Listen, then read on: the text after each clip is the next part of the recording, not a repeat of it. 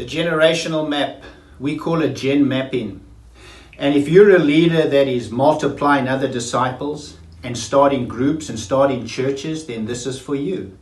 Because what the generational map does, it explains to you what generational growth is happening because of you, because of your church, because of your small group. So if you're a trainer and you going around and you entering empty fields and you sowing the seed, and there's some tools on how to make disciples who make other disciples, and then you start in small groups that are starting other small groups, the generational map is something that you draw out, you diagram it, and it shows explosive growth coming from your group, from your church.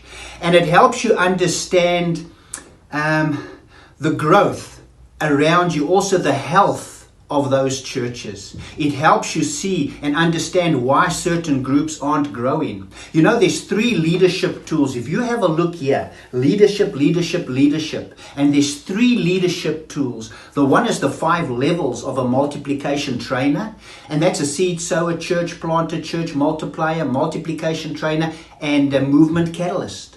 And so you understand where you are and what you can become, like the Apostle Paul and those early Christians. And then the other tool is the Ein on Ein, where when you starting more groups, how do you manage it? Oh my goodness, this is huge. What helps is that the Ein on Ein helps you help that individual with stockages, barriers, what tools they're using, any ideas, and then they draw out their generational map, and you can see, and others can also see, so we all learn. And then the last leadership tool is the maul. You model, you assist, you watch, and you leave. There comes a time you have to leave groups, but yet you're juggling them, you're working with them, you are mentoring. It's amazing. So let me explain quickly to you over here. If you're a multiplication trainer and you are using all the tools and you are starting groups, listen to what I'm saying. This is for you. We have an app as well, and you'll be able to click and then diagram those churches you're working with. It's exciting. This helps you understand the growth, the multiplication growth happening because of your movement. Yes, the Apostle Paul juggled with movements. And so what it is you draw it out, a generational map. So there you are, you draw your little church, your little movement, your small group, whatever it is. You training. What's the name of that little group? Put the name over there. Write the region. Okay? Is it in Zimbabwe? Is it in India? Is it in America? Who's the leader? How many baptized believers and how many non-baptized believers? It's always good to know. Is that a healthy church? Well, it has to be if it's starting other groups. So there you are. What's those 9 things found in Acts chapter 2? Okay, baptized believers pray. Are they praying? Are they making disciples? Are they loving? Are they praising God? Are they breaking bread? Are they giving? Are they in the Word of God? And do they have some leaders? Yes! Now from that group, what other groups has that church started? Or that small group started? And there you are. Getting to second generation. There you are. Another healthy little church or small group has started. And another one has started. Yes, getting to second generation. And another one. And over here, this one's not too healthy. We can see they don't have leaders yet.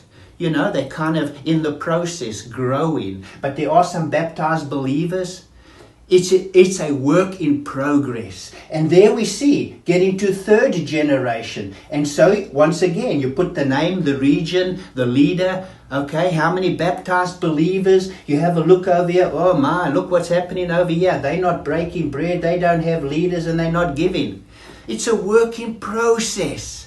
But this evangelist or this church you're working with, they diagram in it and you can see where they need help. And they know what's healthy, which area is healthy, which one's not. This church over here was most probably like that as well once upon a time. You're patient, you're discipling, you're training, you're imparting tools to them so that they can reach out. It gets to fourth generation. They're not discipling, they're not breaking bread, they don't have leaders, they're not giving. It's a work in process. You're aware of it. You've diagrammed your generational map. Oh yes, fourth generation. Look at this one over here. They're not making disciples, not breaking bread, no leaders. They have no individuals who have been baptized.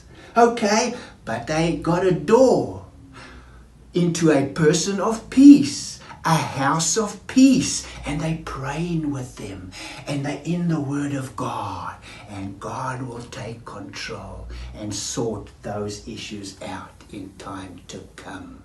So the generational map, gen mapping, those leaders who are putting their hands up, work with them, let them draw their generational map, gen mapping. You will see God working. And other disciple practitioners, when they get around and hear brothers draw their generational map, wow, I can do that. Yes, I can do that. God bless you.